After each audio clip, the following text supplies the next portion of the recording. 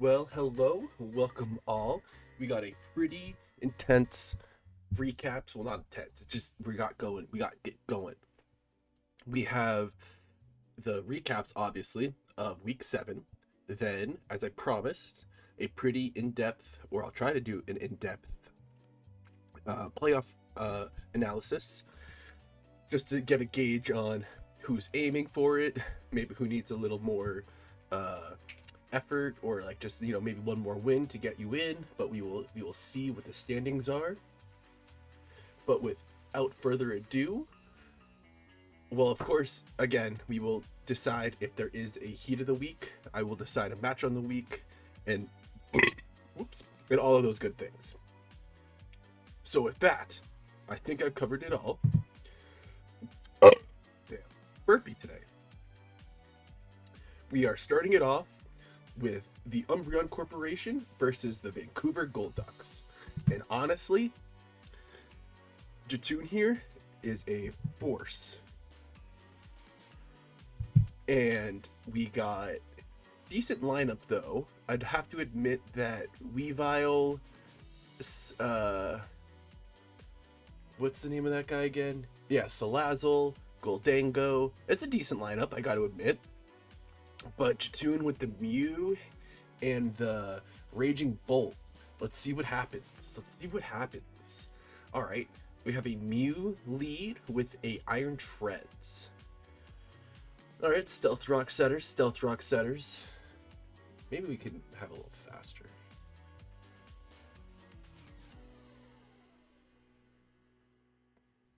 The Intimidate comes out, pushes him away. Oh, just the immediate switch because he knows the ghost is in the back. A nasty plot, okay.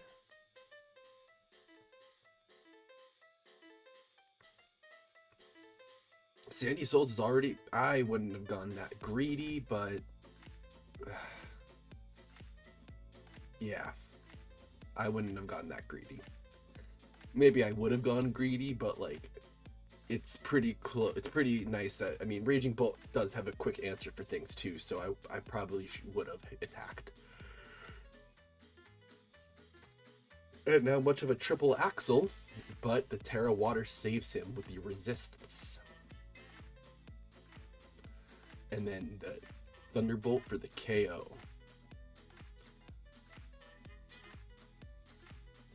Earthquake's not going to do much, just because now he's the water type, no longer the electric type.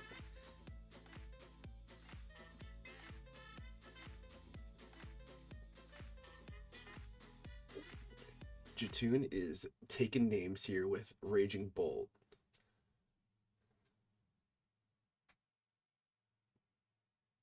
Well, the Inner Focus was a good one, but you're not... That's bold. You know, we have an item called the Clear Amulet, uh, Sandy. And the Clear Amulet is basically Inner Focus as an item. So you could still keep multi-scale, so you don't have to like take away the ability that first hit is pretty important. All the while keeping the Clear Amulet there to protect you from intimidates.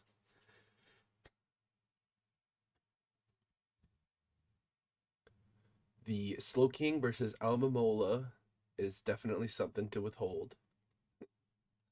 Where the hell did my music go?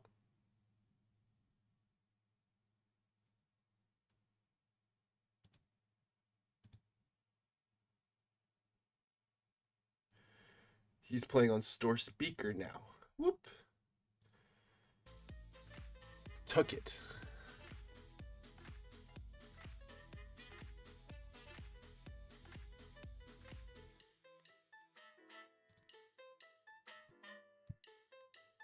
It is the Slowking.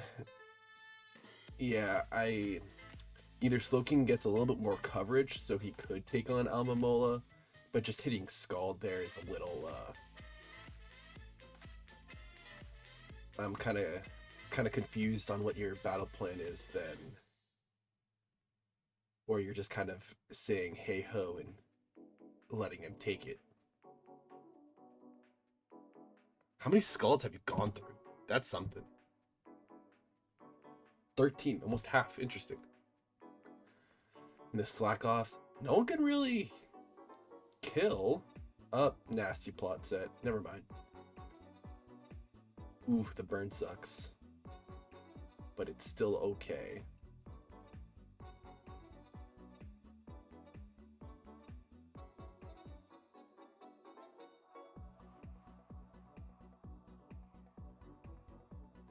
Only does 32?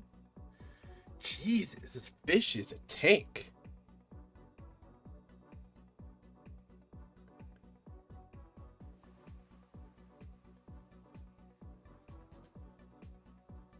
Well, I'll give it to Sandy.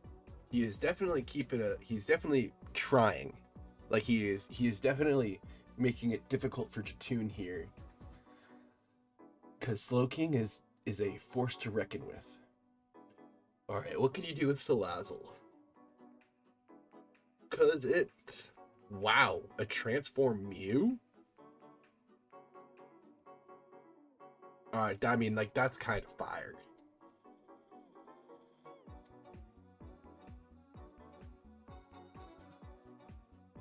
Like, that is kind of fire. And how are you slower? Oh, no, you're not. You're not.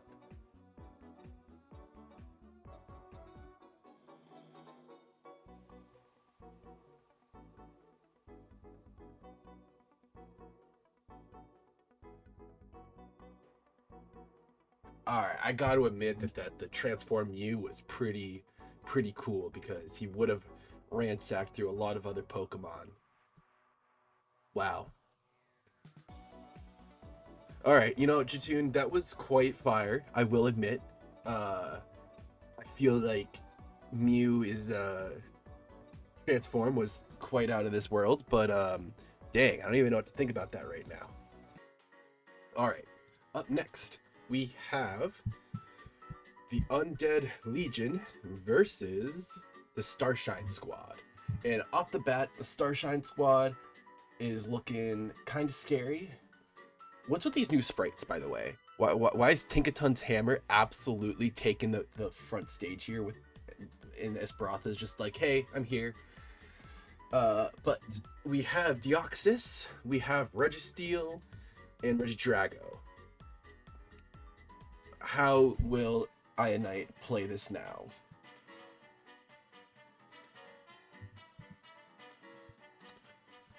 Alright, well, it's a bonus lead for Ionite because it's in his favor.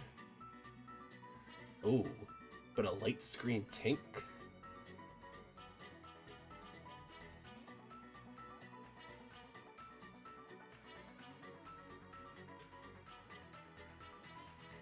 He's probably physical, obviously, so that's why that went through. But he laid down one toxic spike, and that's really all he needed.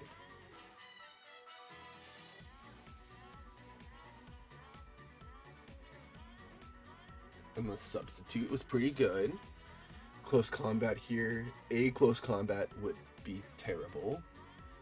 Dang. Well, yeah, because steel, my friend. Why are you using... Going into a Terra Blast steel with a water type is kind of questionable. But I'm not sure what other moves you were running, so I can't really comment too much yet.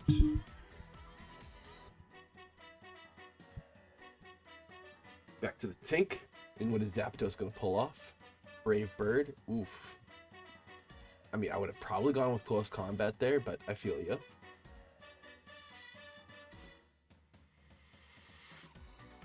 So he takes the first KO. Ionite does.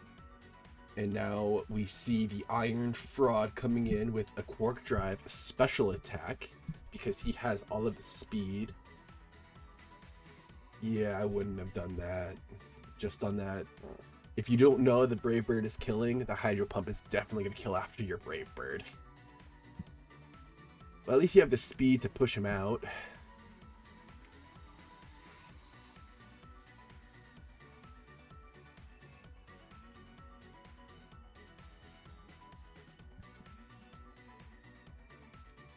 Esperanza comes out, making a scene, and Hex does not kill. with the boost. That kind of hurts. And Deoxys is faster than most people, even at the +1 speed, which is kind of insane.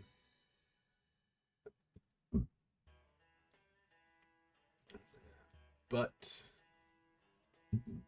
Ionite is having a little bit of an issue here. How is he going to pull through?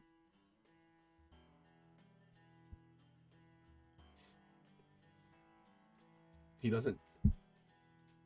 Shadow Claw will finish him off.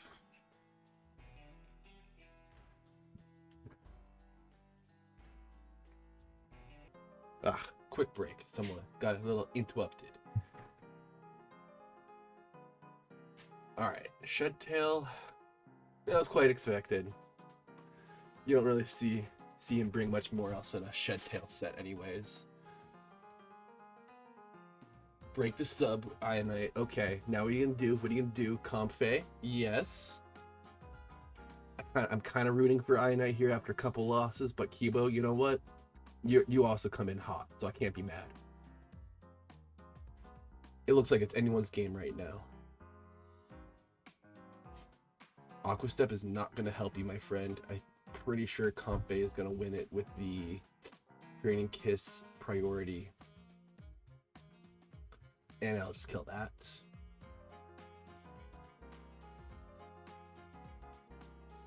See, I didn't hate the Toxic Spike, but putting 2 down, specifically on how Ionite plays, because he just loves to keep Pokemon in there for way too long sometimes, it would have forced Ionite to be a little bit smarter with switches and stuff if you actually put down another layer of Toxic Spikes, Kibo.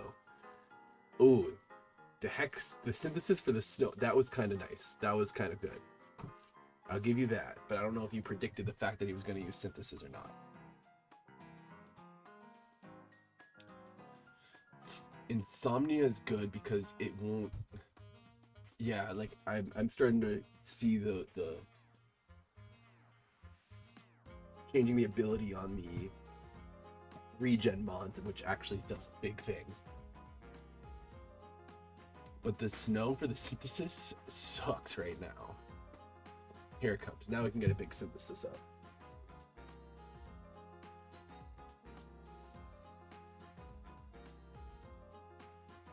Do you have a poison move?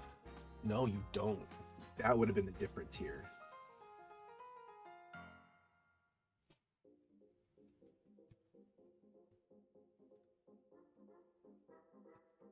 That definitely would have made a difference.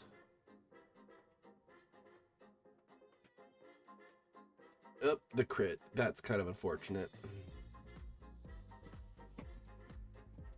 But again, what's your other moves here? Any other move would have been better there.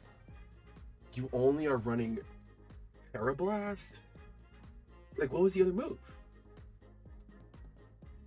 You would have killed him with Dragon Claw and then probably sweep the rest.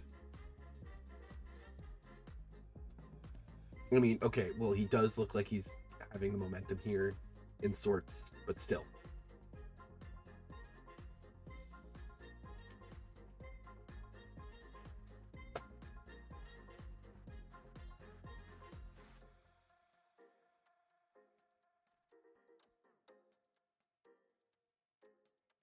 I gotta say, the Snowscape is really good tech right here. Again, I don't know if he predicted the fact that he was gonna be clicking synthesis 24/7 or what, but that was just some good thinking right there. I'll give it to you.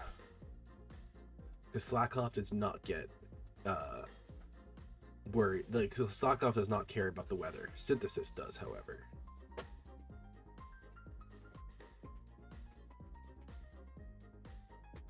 Pretty interesting moves on Registeel he brings. He always brings the coverage. He doesn't bring any stab. But I'm pretty sure stab would have been a little bit better here, I think. I'm guessing. I'm just guessing. Alright, now it's just Quack. And doesn't get through. Again, I am pretty sure he has hit Quack with all ineffective moves. It's just my little like nitpicky thing here that like he used ineffective moves to get Quack down. It worked. I'm not gonna say I'm not gonna just say I'm like all pissed about it, but I'm just kind of, what did I just watch, sort of thing. But congratulations, Iron Knight. Still a good win. Good win. I'm not gonna get so up your butt about that. All right. Up next, it is Twisted Games. I'm trying to get. I should be remembering their names by now, but I'm not quite there yet. So we got the Chicago Bull Tons versus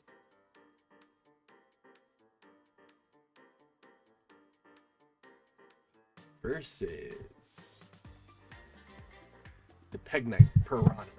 There we go. Got the name. I'm sorry, Sorrow. I'm awful. So we got a nice rundown of Tyranitar with Excadrill, probably gonna be Sand Rush, you know, the good gist there. And then we got Palafin's team. So I'm gonna make the assumption he is starting with Palafin, but let's see. I'm not gonna just assume. Oh, I was here for this one. Oh, but I left. Never mind. Oh, I joined again. All right, so it's the Toedscruel versus Fiona. Got the knockoff, so that was pretty good. But the Toxic Mist at the start, yeah, that's a rough start. The Coil, but I would swap out immediately. Yes. Can't be burned. We love it. Trailblaze, interesting, but I'll give it to you. Well, he just wants the speed up, yeah.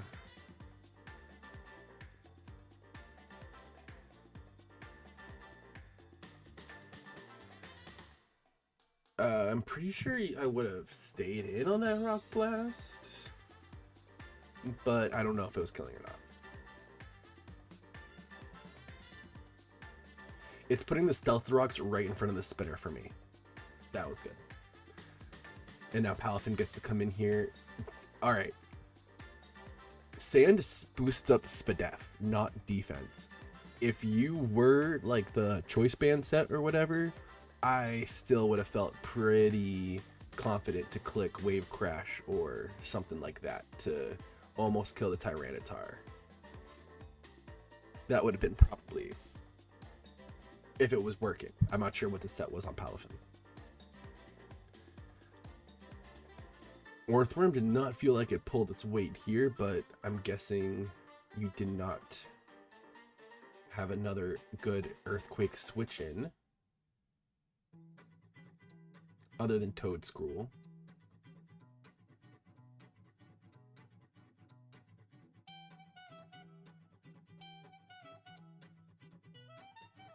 The opposing mole used Earthquake. Okay, so it's a Scarf Excadrill, not even caring about the sand. Twisted Games. Kind of just...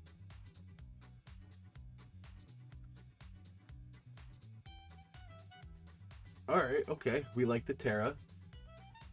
Style was interesting, I'll say the least. I feel like you could have gone with a stronger attacking. Okay, alright, there you go. There you go. You get the KO. Don't know why Giratina just let you live for that long.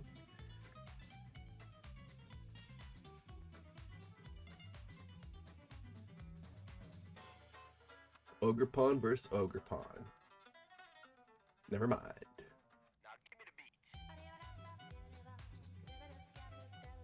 Least Twisted saved himself on that diff and not getting the 6-0. But Excadrill here definitely comes in and takes some names. I would have just attacked.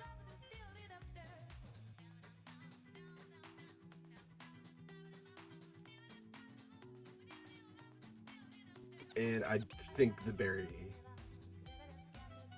I don't know if the berry was going to change much of there, even though if it was a critical hit, because you're at 27%. But regardless, you did keep up, but you did try to pick up a good fight there, so I won't say too much, Twisted. I'm the Sorrow here, just clearly had clearly had the one up on the matchup, and sometimes it just happens. You can't really if you just kind of guess the wrong things, then yeah, you just kind of guess the wrong stuff. It happens. Now we got Adrian. Pretty sure this is Adrian because the XU 500.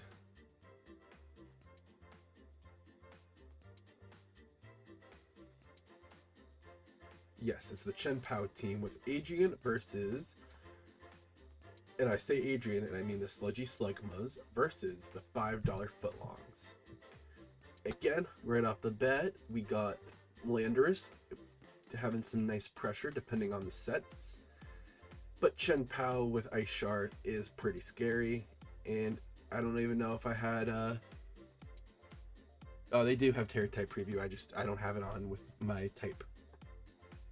And Landorus is a water type with a Terra type, so yes, he is ready to catch those Ice Shards off guard.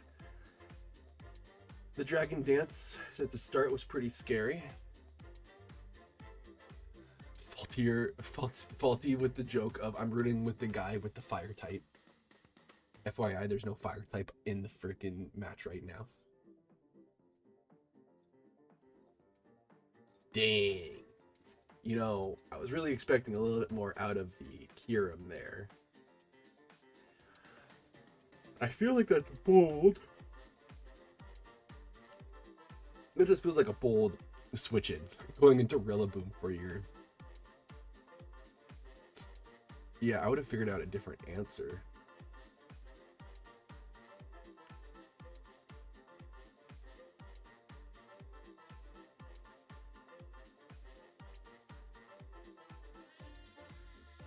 Pretty even right now, I gotta say. I'm not too sure who's gonna take this one.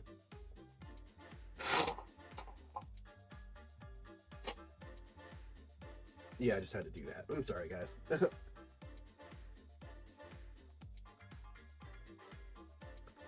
So the Iron Brian Hands, that's kind of funny nickname. I'll give you that. The False Teeth, the Honored One. I love that nickname. I don't know if it's to Kaizen reference or not, but I'm still living it. So this dude's definitely heavy boots. No toxic. The flying type is helping him right now, but can he continue it? Well, if he I would have just Terra'd. What could he do? He was definitely gonna Ice Shard. I would have just Terra'd right there, my friend. Seemed pretty easy of a choice. Vacuum Wave, hilarious. Well, he has the moveset now for both of these. And he's swapping... I guess a Toxic on him is pretty pressing, too.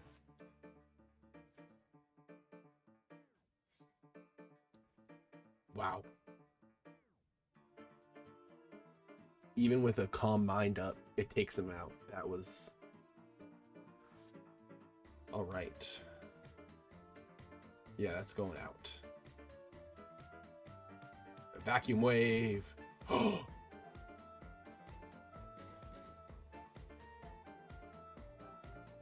Wow.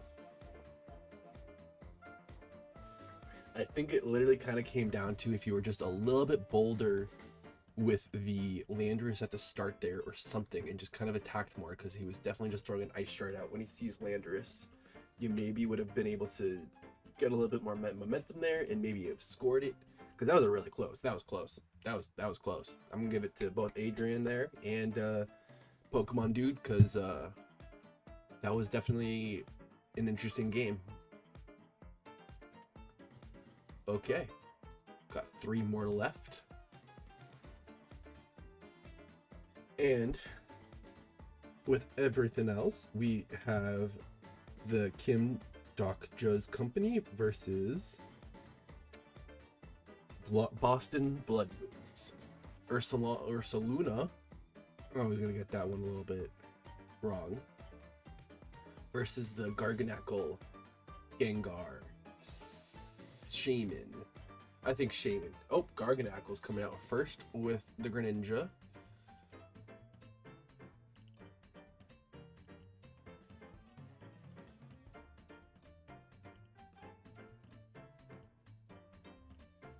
Sandtomb.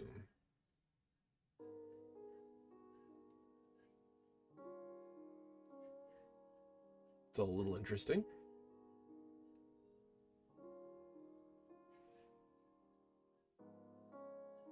And a curse set to keep up with the weak armor?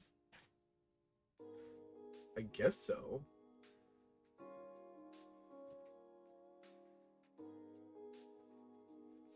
This is a very weird... It's a very weird freaking Skarmory set, but honestly, I kind of give it to him for outpacing.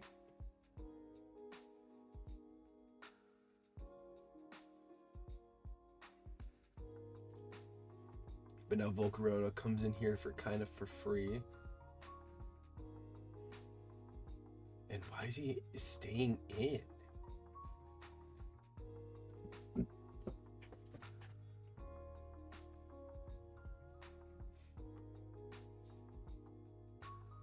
Yeah, that was a little expected. I think I would have attacked. And a Terra Blast is...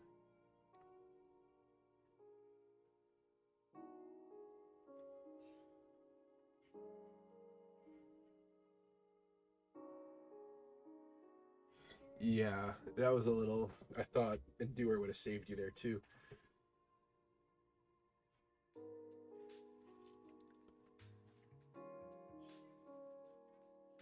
Okay, so we got a Scarfed Greninja set. I guess that helps. Dang, but the Focus Blast just knocks it?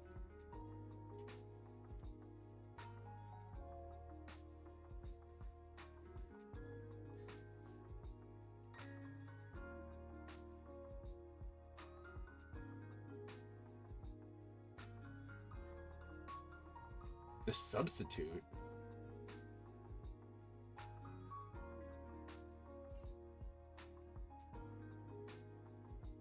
You are definitely not going to outpace him here. Yeah, I would hit a Psychic up. Oh, nope, he has Shadow Ball.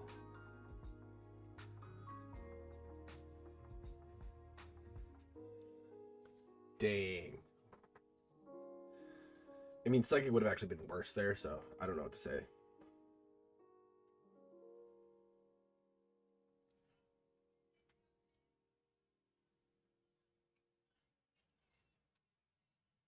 I just have a notification about a car in Florida that I just purchased. Jesus.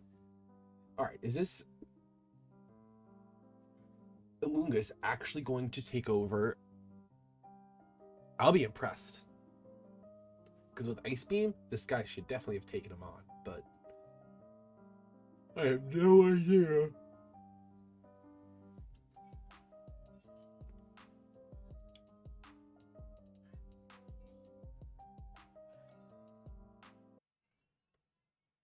I would have swapped. Obviously, he was going to go with the Shadow Ball. And he looks scarfed. Oof. That was... That...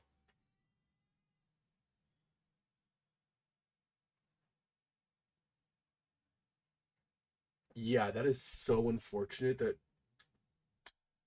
the Disable bread. You just got so lucky right there. I can't even freaking lie.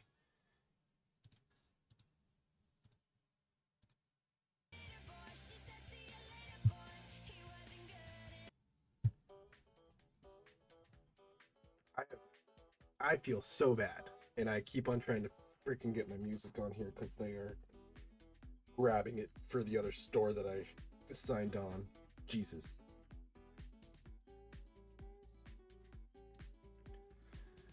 All right, I'm kind of can't believe that the Disable got bred that win.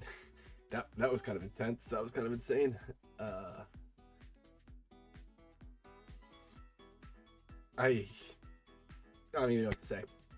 Okay, up next.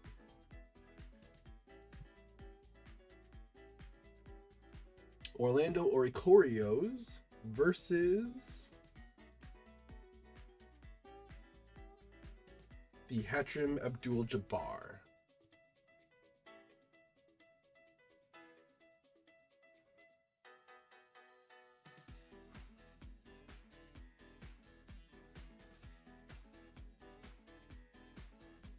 the Terra at the start with the protect with the toxic. It's just so raidable.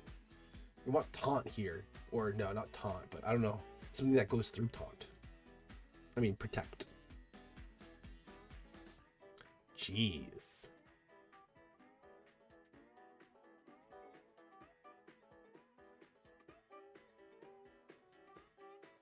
Woo!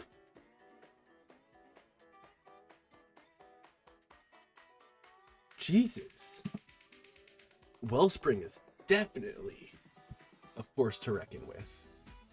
Okay. Now you're kind of gonna get beat by a Clefable. Oh, okay. Copperjaw is definitely the answer here. Although he has both defenses up, Heavy Slam should just kill. Because you are massive. The balloon. Okay, okay.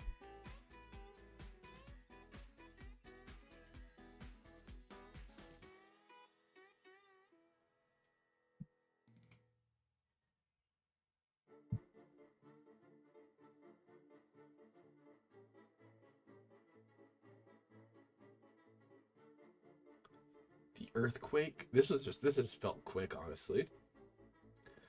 Oh, the Scale Shot miss kind of sucks, but I don't know if you were killing. Well, you probably were.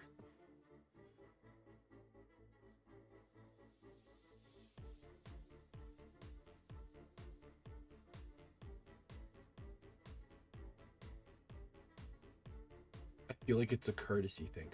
Oh no! I just was reading the chat for a quick sec. It is a little courtesy thing, but it's also for the admins so they can quickly review matches and put it into the doc. So you have a link in a live thing, so that when we go check back on our match record books, we actually can still see the game and it doesn't lose itself, because doing the like what I'm watching right now, it stays there forever. Like it's there. If you just did like a copy the link or whatever for the live battles, like that link ends up dying after a little bit. So it's a little for courtesy, a little bit for we are trying to keep the league as fair as possible, so we can watch back and make sure that everyone plays fairly and not cheating in a sense too.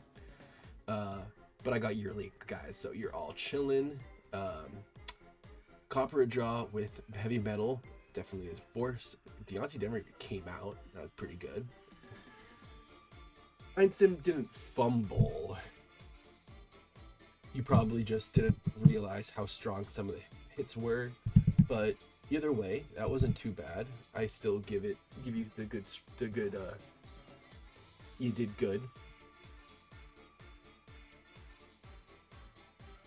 And last but not least, it's never least, we got the OKC Thunderous versus the Galeers. The Galeers. That's a mouthful to say. Galeers. Off the bat, we got, I bet it's going to be a Cinderace or I don't know if it's Cinderace, Thunderous or Great Tusk.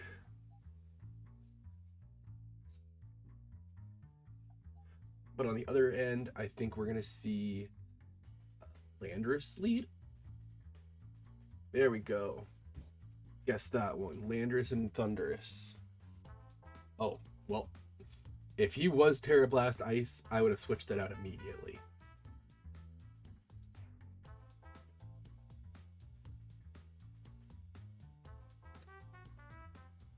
If he did another Iron Defense, yeah, that was a little. I would have either hit Earthquake again or just swapped out to someone that could take. No one can really take that. You need to safe swap it. Jeez.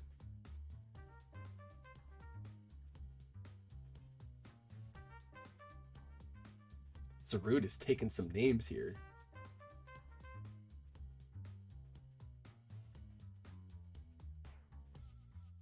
I hope you hurt yourself. No, I don't. But I'll just be like, that'd be the cake of. Oh, yeah, that's just the top kick of the tip of the cake right there. And a miss on the gunk shot. That sucks.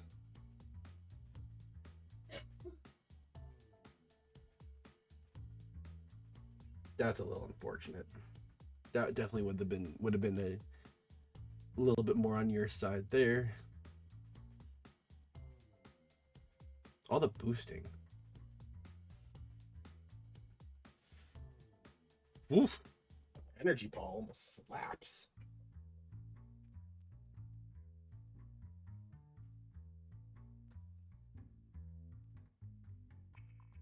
And then the vacuum wave. Interesting. Yeah, but this guy's really too bulky.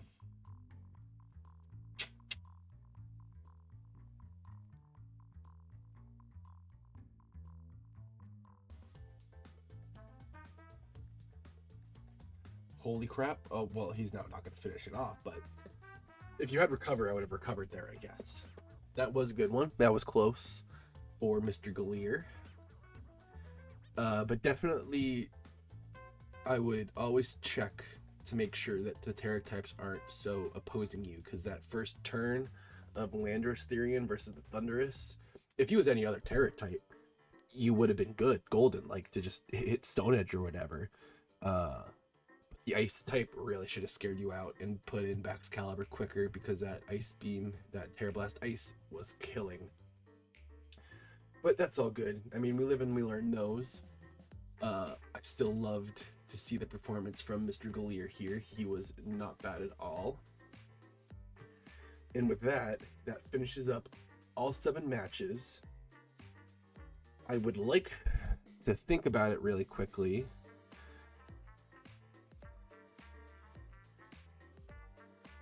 I think I'm gonna want to give.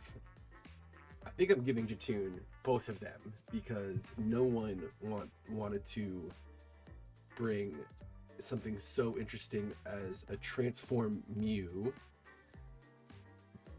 That kind of sealed the deal for me in those eyes. Because the Disable, it was just more unfortunate than anything. This one, like, it could have just been played a little bit better, but like there was not really big heat here, so I couldn't really give it much. Same thing goes here. There was just no heat, even though Ogerpon absolutely took some names here. There was nothing too special. I'm not saying anything. I'm not trying to say much mean stuff. It's just I'm trying to remember and figure out if there was some sort of heat of the week laying around in the midst of things. And honestly, I don't, nothing's really taken my eyes much more than the Transform Mew. So I think that's pretty straightforward with that one. But I am nowhere near done yet, folks. We now have the talk of playoffs. So before I get into this, though, I would like to say that we are only going into week 8. So that means, most often than not, that still means that people who are on the bottom of the ladder, bottom of the bucket, can usually still make their way up. If you get 2 good, 2, 3, like if you get 1, 2 solid wins with some hot differential on your back, you can really turn some tides here, and that's what it's looking like for the Juniors League right now. Nothing is really set in stone, but it's just the projections. It's just what I'm guessing what would happen. So without further ado, on the top, very top, who does not want to give up a win, who does not want to give up a loss, is Jatoon of the Vancouver Golducks. He is 7-0 and 30 after this last game with Sandy Souls. And no one else has a differential above 20 at the moment. So that is really solidifying Jatoon as number 1. But don't fret yet. We have the Sludgy Slugmas and the Piranhas. The Adrian is right above him at 6-1, but Peg Knight Starro is trailing him at 5-2. They both have a plus 18 differential. So if they have some bad losses or if someone gets some good wins, that that two and three spot, they are definitely still in competition on who is going to solidify themselves as the number two. Uh, After that, we got the $5 footlongs and the Starshine squad. Let me see what how they're looking competitively like. So $5 footlongs is standing kind of tall at 5-2 and a plus 8 differential. Starshine Squad is sitting at a 4-3 with a plus 10 differential. So that means right there that the Starshine Squad's differential is looking a little bit hotter than uh, Pokemon Dudes. And if Starshine Squad keeps up this heat differential and Footlongs can't really break through, we could potentially see a swap there that the Starshine Squad steals fourth place from him, but that is to be determined, as I said before. We got sixth and seventh and eighth place with OKC Thunderous, the Umbreon Corporation, and the Boston Blood Moons. The Boston Blood Moons is trailing behind with a 3-4 and a plus 1 differential.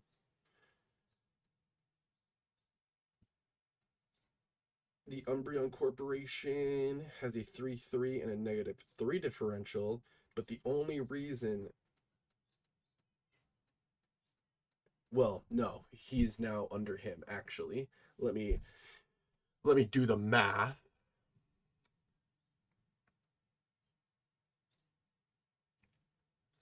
Because he lost, so now the Umbreon Corporation is at a 3-4 minus 7, and then the Boston Blood Moons are actually take his spot. So the Boston Blood Moons are technically above the Orlando Corporation, and then the OKC Thunderous is 4-3 and -2. So Boston Blood Moons will need to score another win, and hopefully OKC Thunderous doesn't get any much more wins on his end, and then Boston Blood Moons can definitely make their appearance and make their way up if things go their way. But that does not discount who is in spot 9, 10, and 11, because spot 8 is the cutoff for playoffs here in this season. So 9, 10, 11 is the Chicago Boltons, Undead Legion, and the Orlando Oricorio. The Orlando Oricorio has a 3-4 minus 12.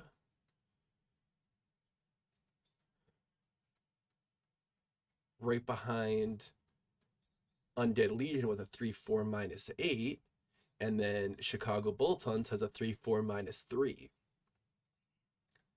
So everyone is at the same not differential, but at the same record. So it literally just comes down to the differential and how you guys take on your next 3 matches. And you guys could actually be in a pretty good fight for playoffs. I do not see that. I am not saying that you guys are completely out. And everything up until the Hadarim Abdul Jabbar, Kim Dodka's company,